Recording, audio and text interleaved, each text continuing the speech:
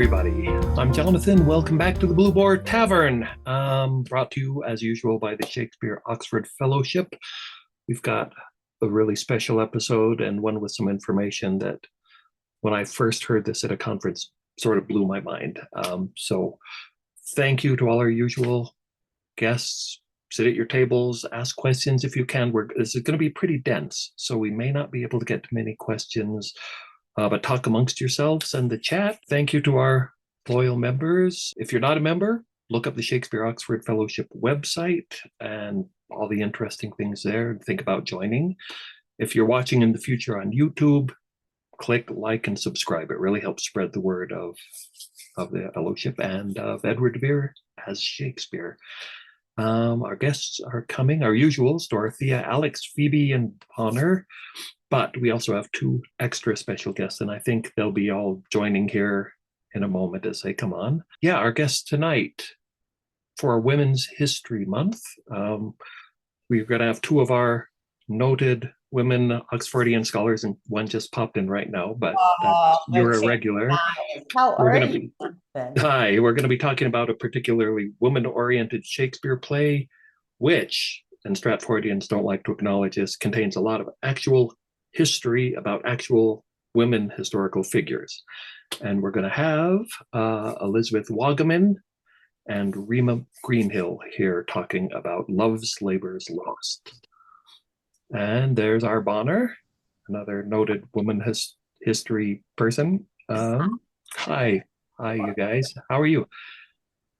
As the rest come join us here. Hey, well, I have to say this. I'm really excited to an international night tonight. Who are those crazy French characters, and who are those dancing Muscovites? Oh, yeah.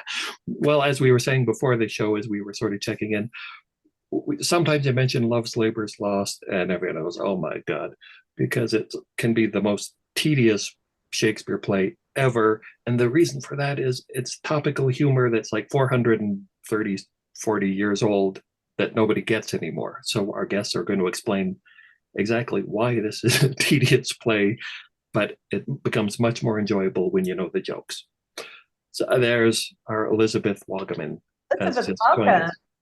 Welcome. Hello, it's an honor. Oh, I'm very honored to be here. Thank you. And there's our other honored guest, Rima. Hello. Hello, good evening. Hi, welcome, Rima. Thank you. Thank you for inviting me tonight. We'll even buy you a drink, Rima. For Elizabeth too, they're on the house. Uh-oh, I think we got to watch out. I hear Rima gets a little wild. I've got my blue boar here.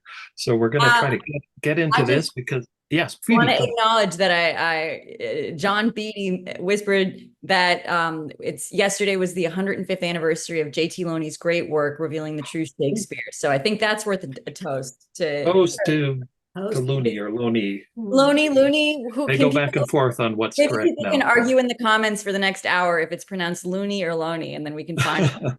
Well, he pronounced it Loney. He wouldn't give up on it. He insisted on Loney. Loney? Oh, sorry, Looney. So, in other words, he wasn't afraid to use the word that made him appear to be a little, Looney. off.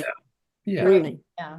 Cheers. Yeah, like a loon, the bird. It's like Looney or Rooney. Amazing. All right. Well, to JT Looney. Well, I'm going to have you new guests, honored guests, introduce yourself in a moment. But I want to say, just when I was reading about your backgrounds, what stuck out to me is I'm reminded what Elizabeth Winkler said in her wonderful recent book on the history of the authorship, that Shakespeare studies should be a multidisciplinary study, not just left to English professors. And you will tell us what your backgrounds are, and it perfectly applies to this because this play is full of things that Stratfordians never bother to look at because their guy couldn't possibly have known this. So what's the point of even looking into these areas? So Elisabeth, tell us about yourself if you don't mind. Well, I have a PhD in medieval French literature, and the reason I got interested in this subject was because my husband, who's very interested in it, asked me to look at the French influence in Shakespeare, and I thought, oh, that's good. That'll take all of 5 minutes. And then I realized I started discovering these French scholars. The most preeminent scholar is Abbe Lefranc, who was writing very early in 1918. And he had just tons of information about the French influence in Shakespeare. And none of the English-speaking scholars were, Americans in English, Shakespeare scholars were never talk about him. I mean, it's like verboten. And the reason it's défendu is because if you go there, you find out that, Houston, we have a problem, because there is such a great knowledge of French historical figures of the French language that it's impossible to believe that Shakespeare of Stratford, who didn't possibly start to learn French until 1602, which was 2 years after Hamlet appeared on stage based on an untranslated French text, that Shakespeare could have known any of this. Even if he was in a French bar in London, he wouldn't have known all of this. So there you go. Yeah. Rima, what about you? Who are you? Oh, who am I? I'm a senior lecturer at Stanford. I teach Russian language and linguistics. And I love history, so I often teach Russian through history. I think my interest in Love's Laws started when I read Love's Laws for the first time. And then things were just sort of jarring there. I was wondering why Don Adriano de Armado, who is supposedly from Spain, but he is consumed by this sable-colored melancholy. Well, sable pelts came from Siberia, and he is from Spain. So things were kind of jarring there, and I thought, I wonder what they knew about Russia during Elizabethan times, and that's how it started. So for the past 20 years, I've been researching the field of Russian-English relations by reading the court correspondence between two courts, all the envoys' letters, everything, the documents, everything I can lay my hands on. And that play began to open up for me, because to the present day, I may awake in the morning and think, that's what that word means. It just, Shakespeare is so deep, profound, and he knew so much, and it's amazing. I mean, it's kind of changed my opinion about Shakespeare, because there was no way he would have known all the nitty-gritty details that, when I talk a little bit more, I hope to give you some examples. I mean, the man is scary. I mean, and he obviously understood Anglo-Russian relations, international relations, Elizabethan foreign policy, and how she used the stage and page to drum her agenda. Well, then this gets into, of course, how it's multidisciplinary, because it never occurs to the Stratfordian professors to look at Russian-French relationships or Russian-English. Because why would they look there? Because they have their own guy. I come to it from historical perspective. Yes, history, Slavic languages, culture. Yeah. Why would they look at that?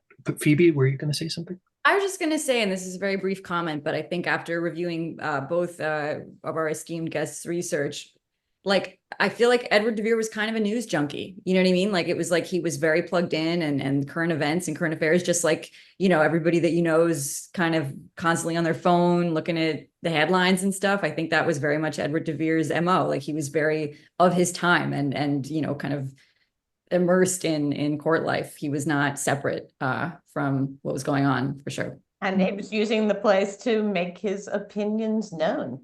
Yeah.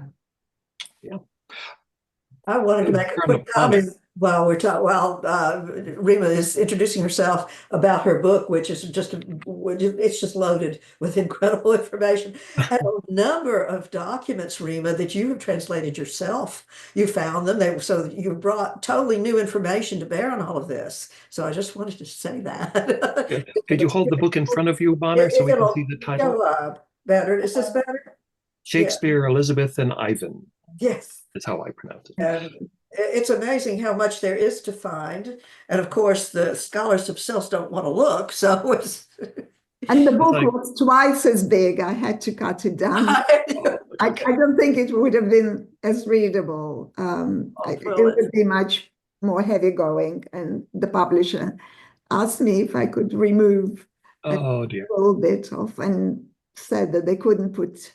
They couldn't put as many, they couldn't have the amount of footnotes exceed the amount of the text itself. So let me congratulate you. That's almost a metaphor for like Love's Labour's Lost itself, right? It's a play in which the amount of footnotes seemingly there's kind of more footnotes than there is text. And so that's, I think, why I'm so excited. And I've been really enjoying reviewing the research of both Elisabeth and Rima, because it's like, oh, finally I have the footnotes that I need to well, the text.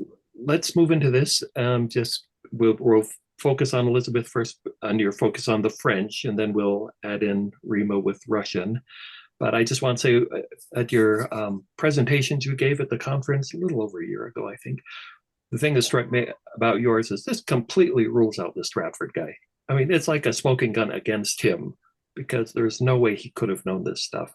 So let's get into it. And Elisabeth, do you want to open? And Dorothea, I know you have comments.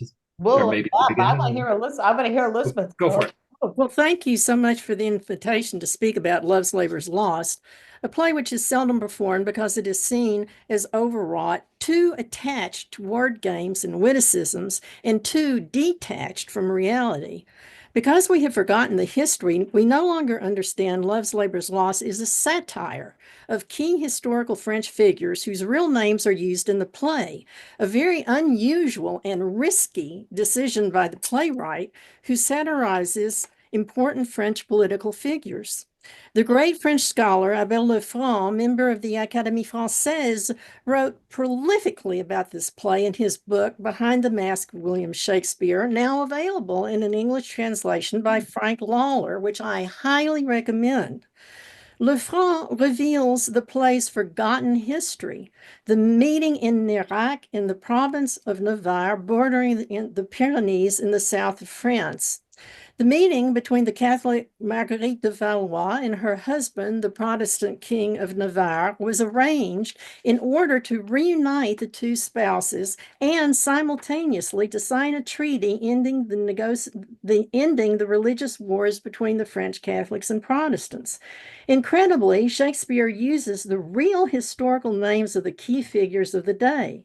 Shakespeare never again revealed so openly the real identity of his characters. Why?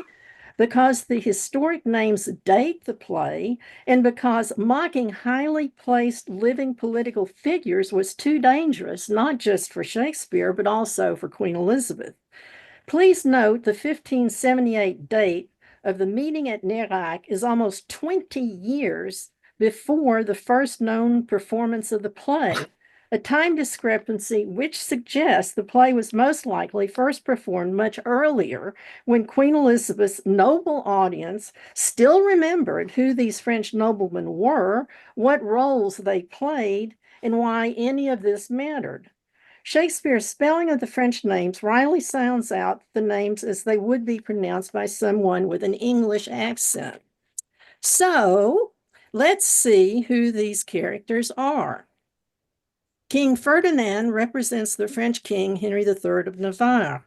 Scholars point out that using the actual name of a living regent on stage was not permitted. Why Shakespeare chose the name Ferdinand? Well, one possible reason was that scholars have failed to consider that Ferdinand was the name of the Holy Roman Emperor Ferdinand I, who reigned from 1526 to 64. Why would Shakespeare choose to allude to the recently deceased Holy Roman Emperor Ferdinand I? Because Ferdinand had to contend with two major religious conflicts within his realm: the invading Muslims in the east of the Holy Roman Empire and his war against the Protestants in the Netherlands in the west. Ferdinand's religious predicament therefore mirrors that of Henry of Navarre. Both regions faced challenges to their rule because of religious warfare in their realms. Longueville represents Henry I, Duke of Longueville, who is a member of the Politique, a group of Catholics who supported the kingship of the Protestant Henry of Navarre, referred to as Ferdinand in the play. Longueville flirts with Marie, and indeed, she married Leonor de Longueville, the father of Henry de Longueville, who were both leaders of the Politique, Catholics supporting the Protestant Henry of Navarre. Dumaine represents Charles de Guise, Duc de Mayenne, who was a Ligueur. The Ligueurs were Catholics who opposed the Protestant Henry of Navarre's right to the French throne.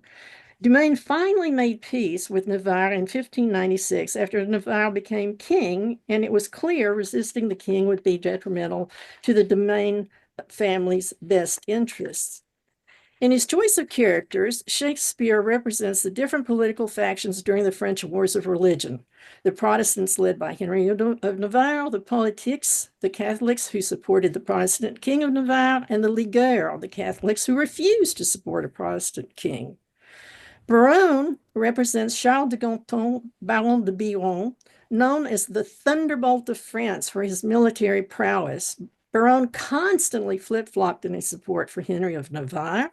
After one betrayal too many, Henry regretfully realized he would have to rid himself of the charming but repeatedly untrustworthy Biron. Henry had Biron beheaded. Biron represents the detached, unreliable political element in a conflict. Mirroring this behavior in the play, Biron is the detached observer. The Princess and Queen of France represents Marguerite de Valois. Academic confusion about why this character has these two different monikers is based on a lack of historical knowledge. Marguerite had both titles. She was a princess because she was the sister of the French King Henry III, and she was a queen because she was the wife of Henry, King of Navarre, later King of France. Catherine represents Catherine de Bourbon, the sister of Henry of Navarre. Maria represents Marie de Bourbon, Duchess of Estouteville, and she was the wife of Leonor, Duke of Longueville, and the mother of Henry, Duke of Longueville. Maria incarnates the importance of Catholic intergenerational support for the Protestant King Henry of Navarre. Moth represents Bertrand de Sarignac-Fenelon, Seigneur de la Motte, who was the French ambassador to England, and he also appears in Midsummer Night's Dream. Mercadet represents the Duke of Mercadet, who brings the news of the death of the king. Mercadet was a member of Alençon's cortege. The most famous Duke of Mercadet was the author of one of the first mystery plays staged in France in the early 15th century. His play, The Passion of Arras, is about the end of days, divine judgment, and mercy. What an appropriate lineage for the messenger who announces the death of the king. Is this a coincidence? Considering how many courtiers Shakespeare could have chosen, the choice of Mercadet is most likely not accidental. How Shakespeare knew about this 15th century French author is a mystery. Boyer represents Antoine de Boyer, treasurer of the King of Navarre, just as he is in the play. The stars of the play, and even the secondary characters, are historical figures, real people identified by their actual names. Their meeting, which took place in Nerac in 1578, was arranged to reunite the Catholic Marguerite and her Protestant husband, Henry of Navarre. The couple married in 1572, less than a week before the Bartholomew Day massacre of thousands of Protestants in Paris and across France. Not only did the marriage of the Catholic Marguerite and the Protestant Henry fail to unite the religious divide, but Henry found himself a prisoner in the Louvre. Almost 2 years later, with the help of his wife, he finally managed to escape to his kingdom of Navarre in the south of France. The main source of information about the meeting of Marguerite and Henry at Nérac comes from the memoir of Marguerite de Valois, the Princess Queen of the play. Her memoirs were published in 1590, they were written in 1594, but not published until 1628, 34 years after her death. They were only published in English in 1813. Scholars describe her memoirs as the secret history of the court of France during the 17 eventful years, 1565 to 82. Marguerite did not print them during her lifetime to avoid scandal. If circulated privately with handwritten copies, the audience would have been very restricted. The historical allusions are overwhelming. The play opens with the king's desire to start a little academe, which refers to an idea introduced during the reign of the French King Charles IX, and continued by his brother Henry III with the Académie du Palais. The Palace Academy was located in the Louvre Palace while Henry of Navarre was still there as a prisoner.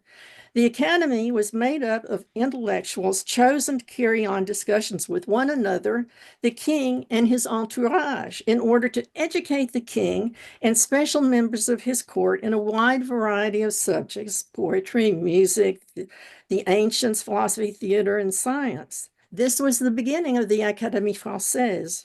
Of course, noblemen then wanted to have their own academies in their home provinces. Henry of Navarre established a highly respected academy in Nérac, which attracted poets and writers like Montaigne. Shakespeare knew Navarre had its own academy. Scholars have also pointed out that the reference to the Little Academe may also be a reference to Pierre de la Primaude's Académie Française, a collection of over 1,000 pages of articles dealing with philosophical and scientific issues, which has been described as the first encyclopedia. In the text, the young men studying it had to interrupt their studies to go off to war. It was translated into English in 1584 and was required reading at Gray's Inn, one of the inns of court for the study of law. In the play, the king's desire to require physical deprivation and the banning of women was not part of the French Academy. These two requirements were added to mock Henry of Navarre. English courtiers knew that Henry had a reputation as a bon vivant and a vert galant, a green gallant, which means he was an incredible, inveterate womanizer. Why does the queen arrive with a bevy of young women? Catherine de' Medici picked and trained the brightest and most beautiful women of the French court to be part of a group called l'Escadron Volant, the Flying Squadron, a militaristic image which suited this group of highly intelligent, beautiful women whose goal was to get as much information as possible out of the men around them. Even though this was well known, they were amazingly successful, not only at getting information, but also at delaying action when necessary. Forcing the queen and her ladies to camp outside refers to the fact that Henry of Navarre did not immediately receive Marguerite because it took months for the Protestants and Catholics to agree where the negotiations would take place. The allusion to the king's love note with handwritten text not only in the center but also on the sides of the paper so that it had to be turned around to be read is based on Henry's written letters in which he wrote all over the margins. The play's reference to his outstanding horsemanship is also accurate. The reference to Aquitaine indicates Shakespeare knew the province of Aquitaine was part of the dowry dispute. In Act 2, Baron asks Rosaline, "Did I not dance with you in Brabant once?" Rosaline answers the question with the same question.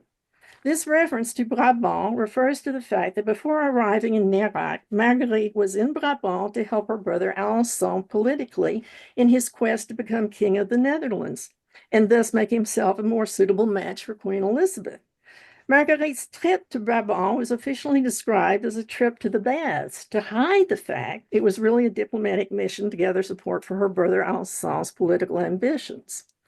A second reference to Marguerite's trip to Brabant occurs in Act 5, when Catherine refers to the fact that one of her ladies-in-waiting died tragically of a broken heart in just a few days, in less than a week. A shocking story that was not made public until Marguerite de Valois' memoirs were published in 1628, long after the play was supposedly first performed in 1597. Shakespeare alludes to this story again in Hamlet, in Ophelia's burial scene. One of the most surprising scenes in the play is that of the noblemen who disguise themselves, as Russians and appear with blackamoors playing music. Blackamoors originally designated Moors with darker skin than that of Europeans, Moors of Northern Africa, Spain, the Near East. Blackamoor did not carry the racial connotations it does today. The reference to blackamoors and Russians is important to understand because the Russians were fighting the Muslim Khanates and the Tartars, just as the Holy Roman Emperor Ferdinand was fighting against invading Muslims in the East and Protestants in the West and the Netherlands. In 1568 and 73, Muslims and Moriscos in Spain were revolting against Philip II's anti-Arab edicts. So there were also religious problems in Spain, which helps explain the presence of the Spanish character Don Armado. Renaissance Europe was beset not only with religious warfare between Catholic and Protestants, but also between Christians and Muslims. The play ends with a play about the Nine Worthies, another historical reference to Marguerite's stay in Nerac. Henry had a collection of 9 tapestries depicting the 9 worthies. We know this from historical records. All 9 tapestries had to be moved from Henry's castle at Pau to his castle in Nerac for Marguerite's visit. The play is interrupted by the revelation that Don Armado has impregnated Jaquenetta. This surprise mirrors the surprise pregnancy of Françoise de Montmorency-Fosseux, referred to by the nickname La Fosseuse, like the use of the nickname Jaquenetta. La Fosseuse was impregnated by none other than King Henry of Navarre. This unexpected development was the death knell for the marital relationship of Marguerite and Henry. The news of the pregnancy is followed by the news of the death of the king announced by Mercadet, whose ancestor Eustache Mercadet was the author of one of the first medieval passion plays. This is yet another indication that Shakespeare had an unexplainable knowledge of French culture. The revelations of the pregnancy and the death of the king bring the action to a halt. The ladies demand their suitors prove their love by performing assigned tasks for a year and a day. Thus, the play comes to a full circle with nothing accomplished, which is historically accurate. The meeting at Nerac did not lead to a reconciliation between Margaret and Henry, and it did not lead to peace between Catholics and Protestants. The meeting at Nerac was a personal and a political failure. The name of the play, Love's Labour's Lost, mirrors the historical French names of the day. The Peace of Bergerac, signed in 1577, ended the Seventh War of Religion. The new outbreak of hostilities, the Eighth War of Religion, was called the Lovers' War because the troops were made up of young noblemen attending the court of Henry of Navarre and Marguerite de Valois at Nerac. In 1580, these courtiers, known as les amoureux, the lovers, restarted the religious wars and captured Cahors in 1581.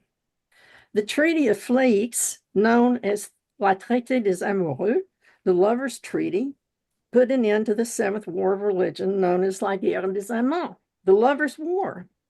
Shakespeare's title, Love's Labour's Lost, mirrors all these French names using the word love. In her book, Shakespeare and Christian Hermeticism, James Nelson has an interesting chapter on Love's Labour's Lost.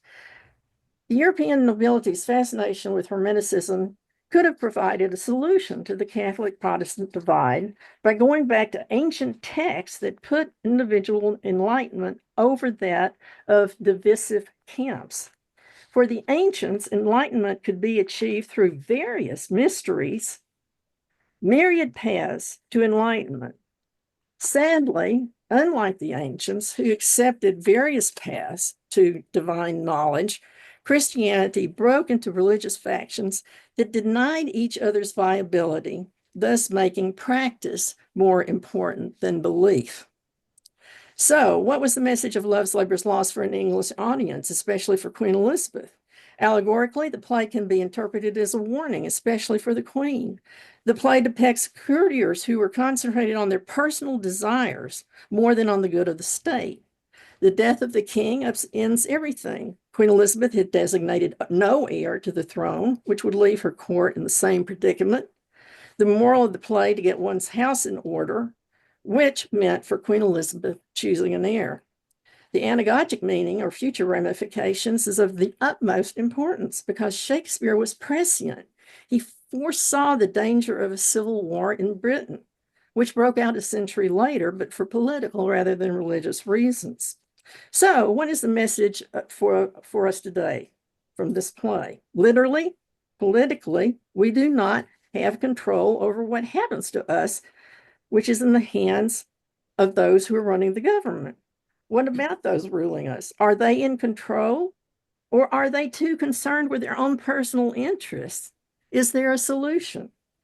Once we know the history, we can see Love's Labour's Lost is an amazing play, but we have to know the history. Without that knowledge, the play seems shallow and overwrought. Love's Labour's Lost is Shakespeare's only play based solely on current events and political figures of the day. Shakespeare continued to make political commentary in his plays, but he disguised his political commentary in the past. Fairy tales, legends, faraway places, and generic characters, thus adding multiple dimensions to his stories and freeing his characters from the limitations of the present day history, which would be forgotten, rendering the characters obsolescent. Thank you. Wow. Thank you. Well, all I can say is it's all a coincidence. No, that's me being the Stratfordian. You know, Elizabeth, that was amazing. And you did it, all in such a condensed manner. I know you're stepping very tenderly around the issue of, authorship, sort of gently leaving it there. But, I think I have to put out there that in 1575, Oxford was sent on behalf of his country to represent his country and his queen to Paris to visit for a couple of weeks with the Valois, which of course were Marguerite's family, into which Henri de Navarre married. Marguerite was there, Henri was there. Charles IX had just died, and so his younger brother, Henri III, to be distinguished from Henri of Navarre, but another Valois prince, all sons of Marie de Medici and Francois I. 4 sons, right? Each one, except for the last, ends up being king. Oxford is there. The court moves to Rennes for the coronation of Henri, the next day for his wedding. And then the court with Oxford moves back to Paris, where he is well received. A very tricky assignment. England has the same Catholic-Protestant split. It's much more violent in France. As you said, it's a warning. Oxford is watching the violence about to foam up, and he knows all these people, and he takes the recommendations from Marie de Medici and from Henri, letters of recommendation, so that he can go and stay in other nobles' houses throughout Italy and France. So if you talk about somebody who has an incredibly close relationship with these people, I can't think of any of the other authorship candidates that can beat Oxford. And any comment on that?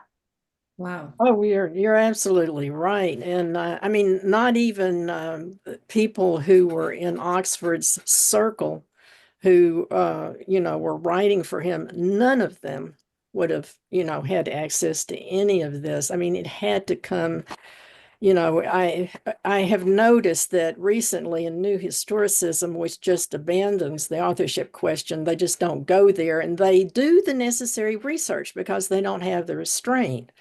They will even quote Walsingham's, you know, private courier to Burleigh to prove that what they're saying about Shakespeare is true. Well, that courier to Burleigh was opened, I think it was 21 of the highest ranked nobility in England. I mean, this was not, you know, everyday news on the street. I mean, you know, like the La Primaude's book of the Académie Française that was required reading in the courts of law. Well, Oxford had that training. I mean, it's just Too many it's- connections. Too they're many. I just- always wanted to ask you, Elizabeth, do you think that he was writing to Marguerite and Henri de Navarre? I mean, certainly he was writing to Henri III, but you know, he's in such a delicate position. I mean, he's in their country. He's traveling through their country. He can't make their enemy, and yet, you know, he's on one side of this divide because he's a Protestant.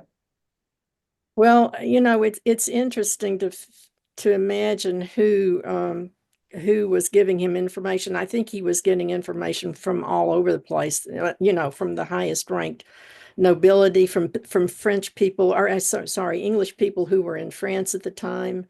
You know, I think there are multiple sources. And I mean, if we could ever find letters, but I think, you know, with the fires and everything, a lot of the evidence that we would have had is now, you know, lost forever.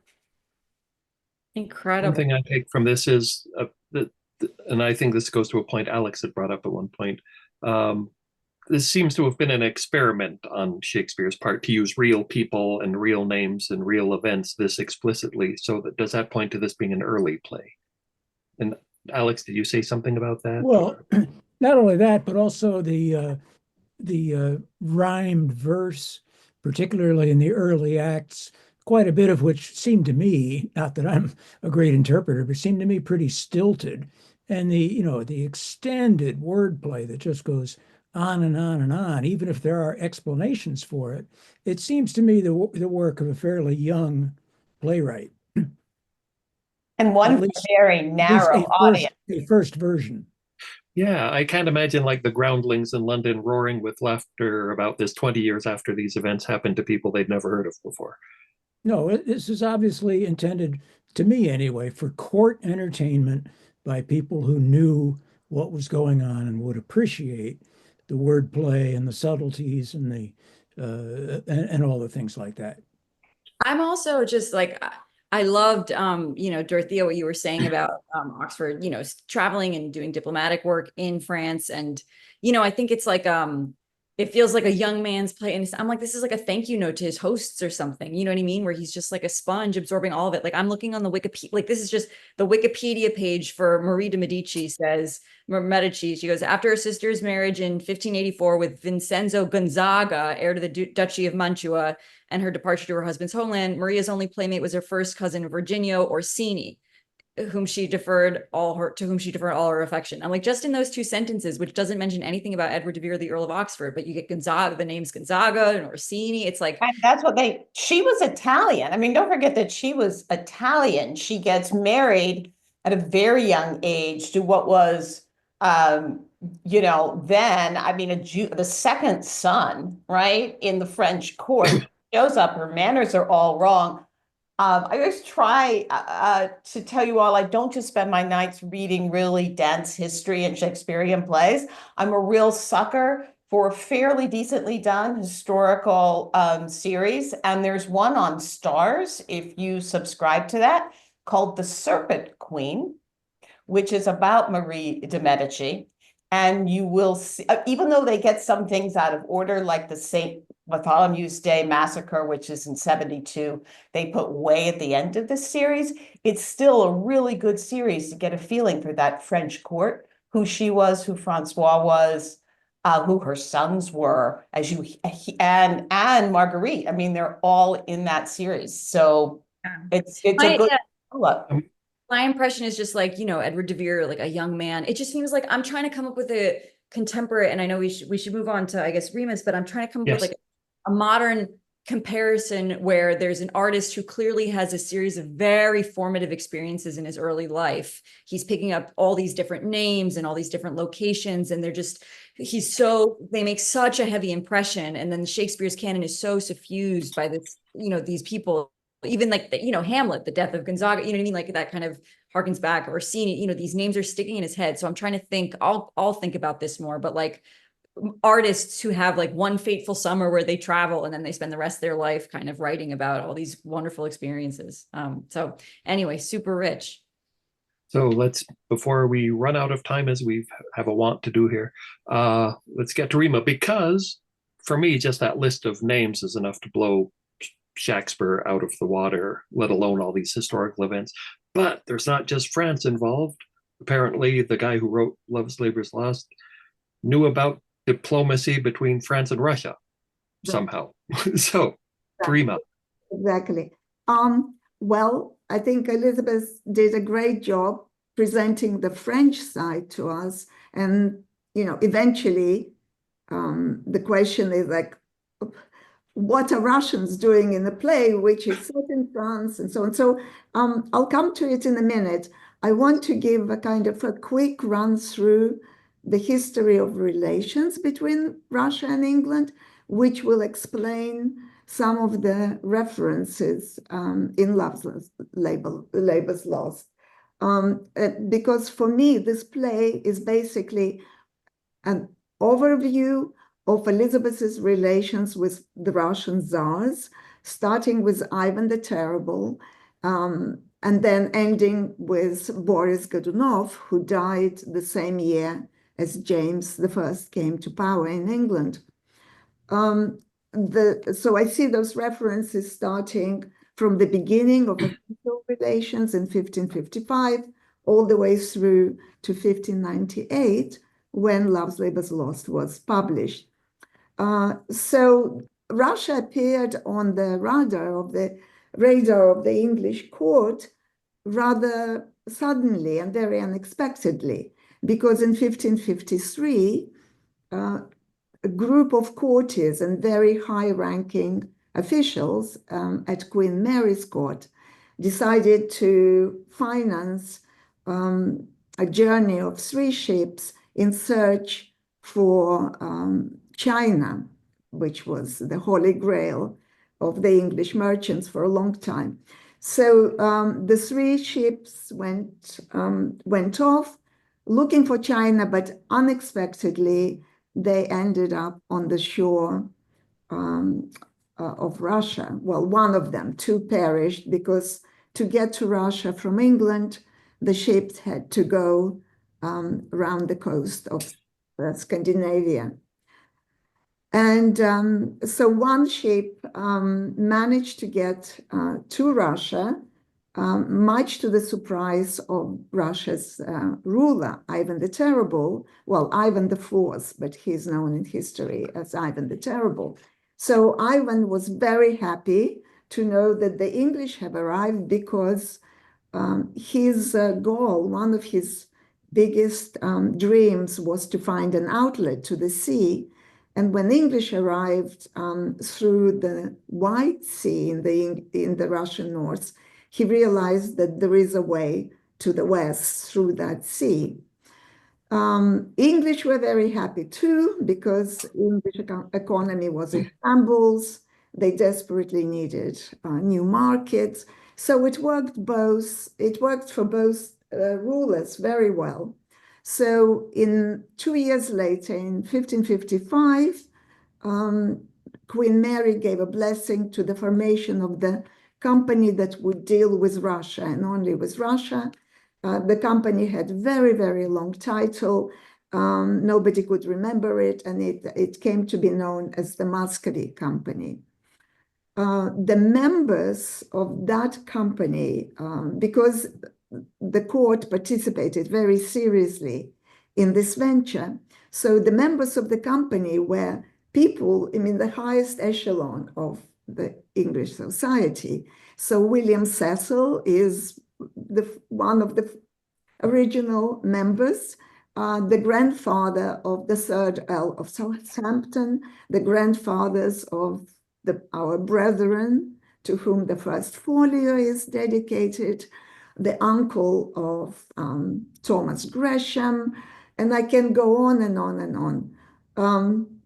Francis Walsingham would later become a member of the company too, but that's a bit later when the company was created. So John Dee provided the maps. You can see who are the people that are participating. And the Queen herself would lend her own ships to the company because it was very profitable. The owner of a ship got a quarter of the profits on trade with Russia. And another quarter went to the Queen, so she actually got 50% of the profits from each venture. Anyway, so what did they get? England got Russian raw materials, it got wax, it got hemp. For Russian-made ropes were the best, much better than those supplied to England prior to finding Russia by the Hanseatic League. And the Russian flax made very good sales for the Navy. So the English Navy came to rely on Russian hemp and flax. And in fact, it's been said that by one historian that the reason England won was victorious with the Armada was due to the Russian robe. Quite something. The quarter of English Navy's expenditure went on purchasing Russian robe alone. So I'm not even talking about sales. So now what did Ivan get? He got the woolen cloth, he got professional personnel that he was asking for, English doctors, English shipbuilders, re-exports of paper and wine from France, sweet fruit from elsewhere, and sugar from Morocco. So Russia got a lot of sweet things, and they all mentioned in Love's Labour's Lost, all those re-exports. England was benefiting from those re-exports because although they were bought in Antwerp and Venice, but Elizabeth and the company could resell them for much more than they would have been bought in England. So I'm going to just leap in a moment and say whoever wrote this was paying a lot of attention trade between England and Russia. Absolutely, absolutely. And talking about sweets, yesterday I thought to myself, well, how many times are sweet things, specifically the word sweet, featured in Shakespeare? You know, I've never done that. I mean, I've been at it for almost 20 years, but I've never done this exercise. I could see there were so many times the word sweet was mentioned. So I just took a couple of plays. So Hamlet, which is almost twice as long than Love's Labour's Lost, mentions the word sweet in different contexts 24 times. Henry IV in parts 1 and 2, 48 times. Love's Labour's Lost, 76 times. And to Don Adriano de Armado, who I believe is a prototype, whose prototype is Ivan the Terrible of Russia. To him belong 41 instances of the use of the word sweet.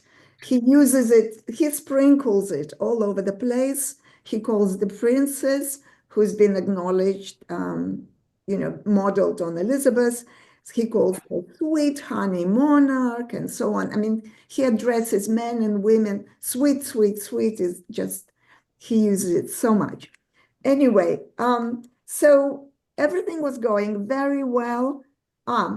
Ivan, the most important thing that Ivan got from England were the military supplies. And this is what he needed most of all. He has a lot of enemies on all sides. And so he was happy with purchasing military supplies. Elizabeth was happy with selling them.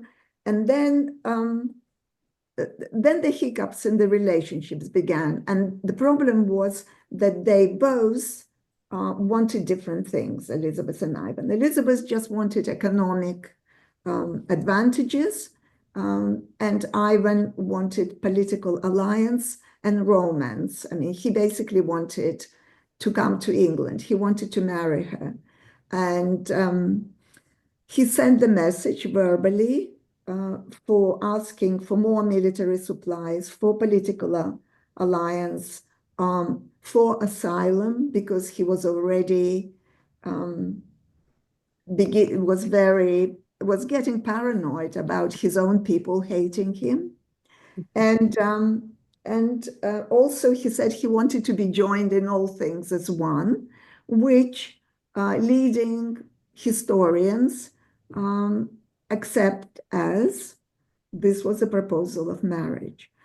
So once they started seeing things differently, and you can see it in the play, because the men, the Russians, mock Russians that arrive, they're talking about love and dancing and secrecy and meeting with the ladies one-on-one in secret, please, and so on. And women are talking about the materials that are being sold to Russia. You know, we have taffeta, we have, you know, silks, we have terminology to do with trade, markets, prices, currency, measures, and so on. Elizabeth did not want, at least it doesn't appear that she ever planned to marry Ivan, but she couldn't say no to him outright because that would jeopardize the trade, and with the danger from Spain looming over her, it was too important to let go of the trade with Russia. And so, but she managed to drag it out, and she managed to give him that permission for asylum for him and his noble consort and his dead children, I quote. But Ivan, being a very proud man, was upset that she would not agree to marry him right out, and that she would not ask for reciprocal asylum in Russia. And we have reference to that in Love's Labour's Lost, when the princess says, "A world of torments, though I should endure, I would not yield to be your house's guest." Ivan was angry with her. In 1570, he reneged on his promises to keep England as the only country that would have monopoly of trade with Russia, forbidding all the other foreign traders to come into his country. He reneged on that. He revoked all privileges. And as far as Elizabeth and Muscovy Company were concerned, he was an oath breaker. And as we know, the theme of oath breaking is so big in Love's Labour's Lost. There are over 70 words to do with oath breaking. And so oath breaking is very important, as well as you know, marriage negotiations, so on. So eventually Elizabeth realized that she has to find another bride for him, and this is how the suggestion of Lady Mary Hastings as a new bride came up, and Ivan was smitten with this idea and followed up on it. I don't have time to talk about the envoys who did it all, but I think we're going to go over a few minutes, right? You know, Yeah, I was just going to leap in and say we're about 5 minutes to the top of an hour. I guess today we can go 5 to 10 minutes over, Let's do but it. just keep in mind we've got some wrap-up time here. Be quick.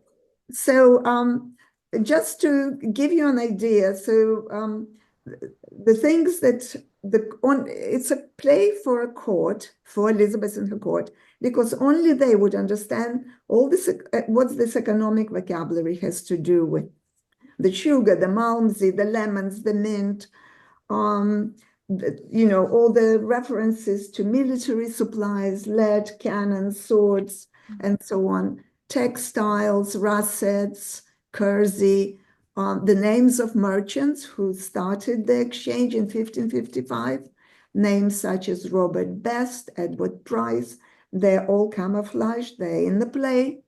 And co-starts, anachronisms, his malapropisms that seem to make no sense actually make very good sense once you know what they're related to. So this is a very accurate reflection of the era. The last couple of minutes, I just want to address the question, because people may be confused and saying, well, the French references make complete sense to us, but why Russia? Why does it have to be in this play? Why not write another play? Because it does seem like he's conflating real life events there, but symbolically representing England and Russian relationships. I think so. The reason I couldn't answer that question for a long time until I looked into Russian relations with France, and I discovered that after 1581, when the French no longer could use the Baltic Sea to reach Russia and bring supplies to the Russian ships that were stationed there, because Sweden took over the port of Narva and Russia lost it. So from 1582, the French were trying to get into Russian territory and establish the trade. And this was English turf. I mean, this is as far as England was concerned. We found Russia, we discovered it, we were promised exclusive trading rights. And now you French, to whom I, Elizabeth, give so much money, and I give you men to fight the Spanish, Spain, and to make sure that you have, everything you need to fight them. And you pull the rug under my feet, and you go into Russia. And Ivan was delighted when he received the letter in 1583 from Henry III, asking for a harbor, which Ivan gave them. He gave the French the harbor by the name of Kola, and he, he wrote back saying he'd love to be friends, and he offered Henry III the same. It was the same proposal for political alliance as he offered Elizabeth, and so, as far as Elizabeth was concerned, and especially in 1597, when Henry IV, who's been corresponding with Russians and recommending his French merchant of wine, who could bring French wine much more cheaply into Russia. So Elizabeth in 1597 is angry with two rulers. She's angry with Boris Godunov, who is the Tsar at the time, and letting in the Dutch, the French, the Italians, anyone who wants to come in, because they feel that, the English have no longer the right to demand that, that they're the only one who supply Russia with all the goods. And she is angry with Henry IV because in 1596, they made an agreement that neither Elizabeth nor Henry IV have the right to make peace with Spain without consulting each other. And Henry made peace with Spain, and Elizabeth sent Robert Cecil and the third Earl of Southampton, who by the time they arrived there, they were too late. Henry made peace with Spain. And Elizabeth was very, very angry with him. So basically, the broken oaths are on both sides.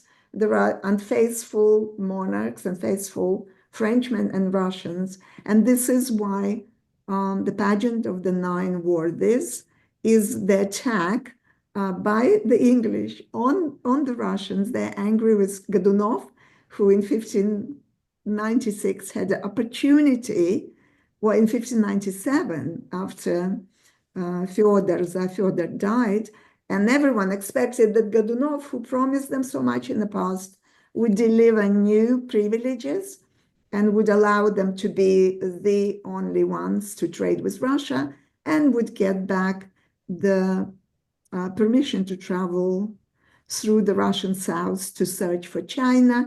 And he didn't deliver that. He just renewed the old privileges of 1596, which Fyodor signed. And so that's why Elizabeth is like angry with these two men. And that's why it's a triangle between England, France, and Russia.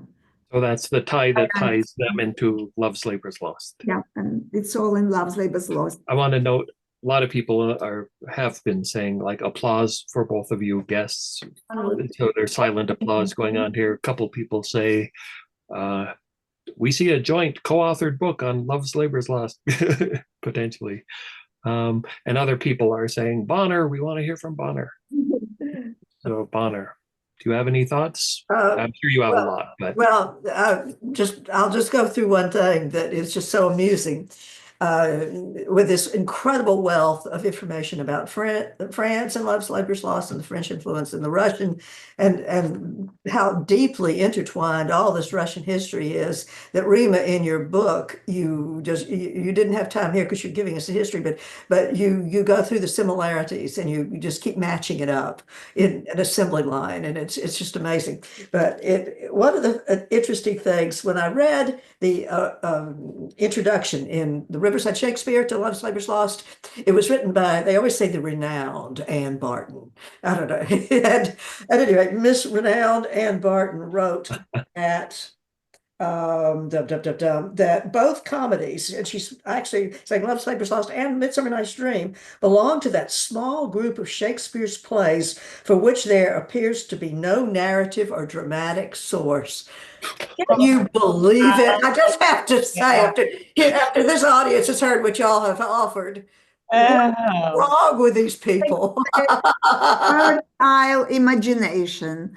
So that's what most people say. Yeah, it was just Shakespeare's fertile imagination that created those. You know what it is? I mean, it's ignorance of history. I mean, Rima, I would never in a million years pretend that I know enough about Russian history.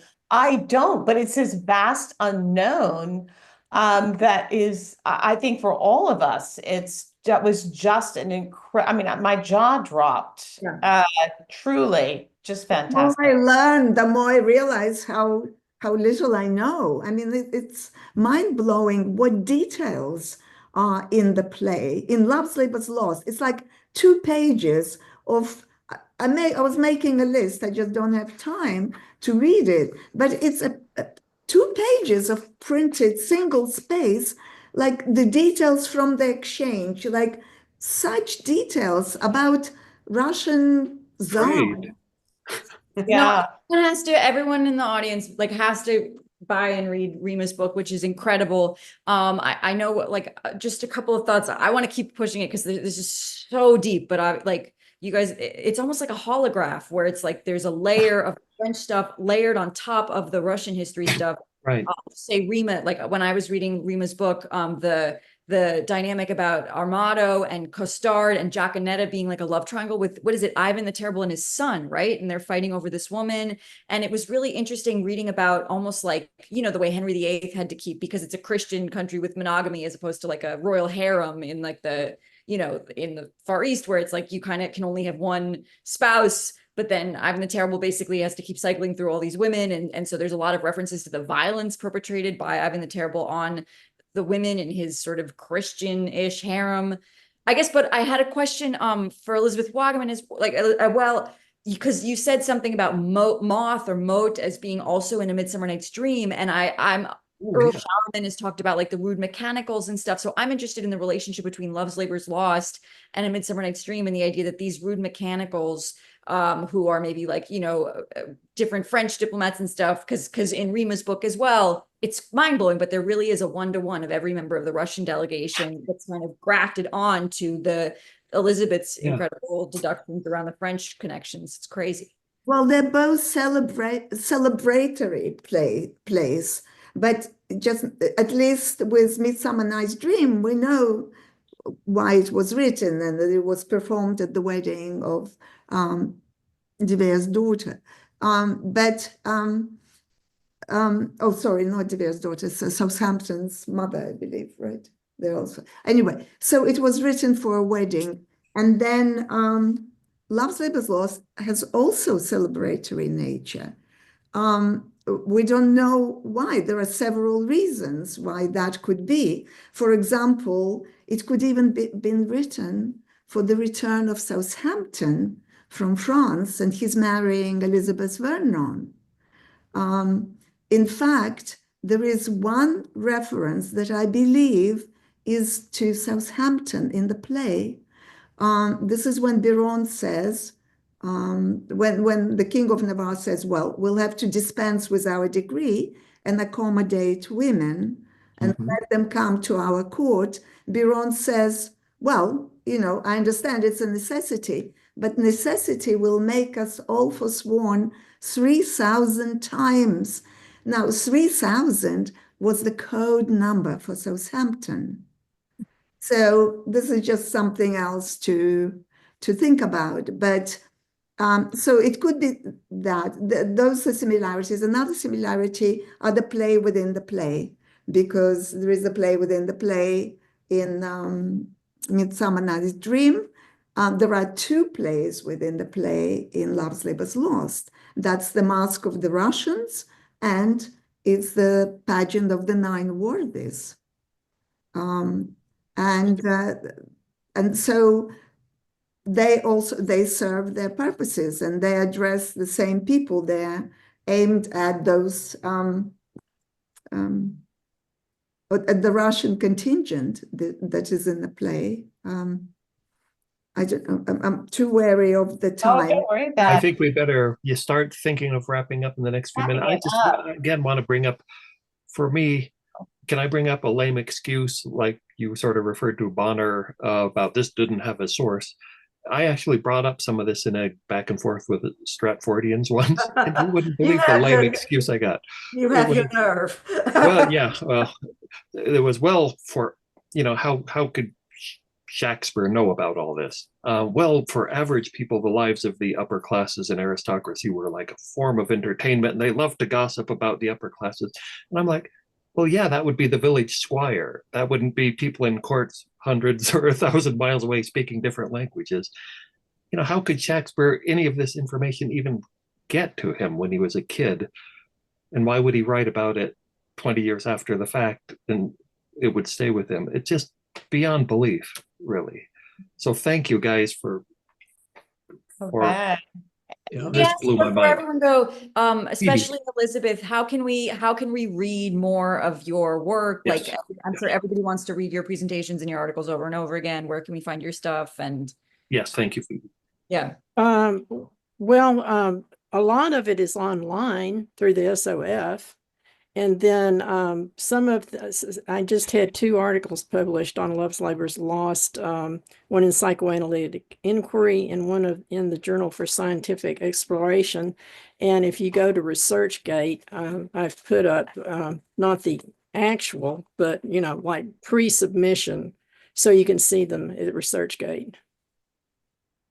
What a deep talk. And Alex, I just want to pop in with one factoid. The only use of the word folio in the Shakespeare canon is spoken by Don Armato at this last speech in Act 1, where he says, "I'm ready for whole volumes in folio." And if that doesn't tell you something about the author, I can't help you. So much fun. Thank you. Thank you so much. That was just an absolute delight. I had a great time. I hope you all did too. Thank you so much to our 2 guests. And again, people are quietly applauding you right now. So thank you. And we'll wrap up and leave our meeting now. And thanks to all our visitors as usual. Thanks, everyone.